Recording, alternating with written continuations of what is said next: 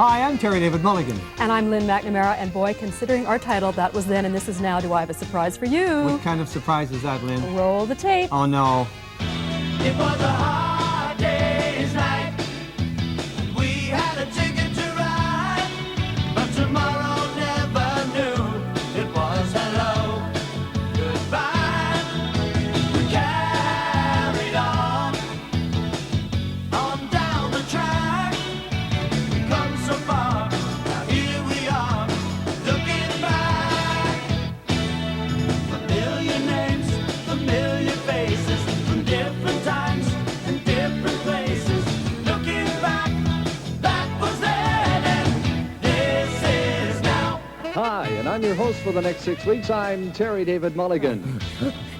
They said they burned that tape. Just come on, that was definitely then, and this is now. Cute mutton chops, Tare. Over the next 2 months, we're going to turn back the clock on some of BC's most interesting and colorful personalities of the 50s, 60s, and 70s. I'll get even, you know that. I know. We'll relive memories with the help of vintage film stock and photographs, share highlights and regrets, anecdotes, and personal moments. And in the process, we hope you get a rare insight into our guests, which perhaps you've never had before. You want variety? Well, check out tonight's lineup. Here he is, Mr. Warmth.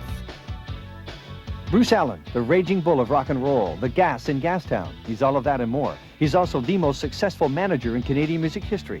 It's because he's guided the careers of BTO, Loverboy, Rock and Hyde, Prism, and especially Bryan Adams to world prominence, and because he was the guiding force behind Tears Are Not Enough, that he was awarded the 1987 Juno the Walt Greeless Award for Lifetime Achievement. He runs rock headquarters at 68 Water Street like it was the center of his universe, which it is, but at the core of Bruce himself is a strong family connection. My father died when I was probably 12 years old, and out of that I probably took that whole death incorrectly, and it actually put a chip on my shoulder, which is probably not even knocked off today yet, but it gave me an incredible desire to succeed, an incredible desire to make some money. Did I actually see a quote from you once that said you were angry at your father for dying? Yeah, I think I felt very cheated at that time. Very cheated. I think that's an age where you really start clicking into your parents, 12 years old, especially your dad. Yeah. So I became very aggressive and very driven, and it's probably if I look back, I probably dealt with it incorrectly, but it helped me in the career I've chosen, obviously. Were you not aggressive then? I don't know. I don't know if your personality is really definitely formed 8, 9, 10, 11. I don't really know, but definitely that was a real click right there. It's like somebody turned on a light bulb, and away I went out to conquer the world, you know. It's very difficult to ask you for a career high point because, and assume that I know what the answer is. So I'm just going to lay it out there and let you walk in. A couple of high points. The first big high point in my career was in June 1973 when we went 189 with a bullet on Billboard, Bachman Turner. Because after reading Billboard for my entire life and never hoping I'd even have a band on there, all of a sudden here we are, 189 with a bullet. Another high point, of course, was Tears Not Enough. The Tears Not Enough was the thing that I don't like jumping on those bandwagons, but I felt that in Canada, if I didn't, it would be a gross oversight. I did, and the industry responded, which to me was a great deal of acceptance for me. That was a big high point. Adams, Madison Square Gardens, and Wembley. Both times, the first times I'd been in those buildings. A lot of people thought I'd been to Madison Square Gardens many times, but I was only there to watch hockey.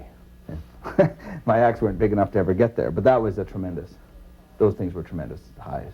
When Adams walked in, did you identify with, you were telling us about, losing your father when he was 12 years old, and Bryan had gone up through not a similar situation, but, he'd been moved around, his father was military. Was there an immediate thread there between the two of you because of the way he'd grown up?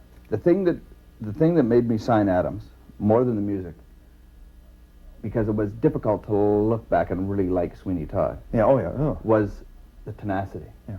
How he could come back time after time. And he just had that drive and that desire, and I think by that time I had gone through the BTO situation. And I think I'd seen so much of that now. I'd seen Randy Bachman, who walked in that office wanting to shove it right down Burton Cummings and the Guess Who's throat. Yeah. I said Bryan Adams, who was probably, was different in high school, was a different kid, been booed out of school, so on and so forth, was going to show the world that he was the best. I think I was smart enough to pick it up.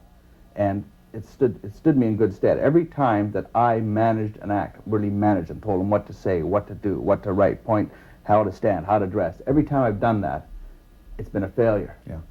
But if you got a guy who really knows what he wants and you can link up and become a team, I think there's no end to what you can accomplish. Remember the time we spent together. Remember the days that went forever. If you make enough noise, people are going to listen. And there's too many people in this business, or on this planet, that don't speak up and are also very bitter that nobody has heard them. I've always been more than willing to speak up, more than willing to take the shots, because at least I know I've been heard. And believe me, it's somebody say, there's an old saying, the squeaky wheel gets the grease. And I've been lucky enough to get a bit of grease over the years.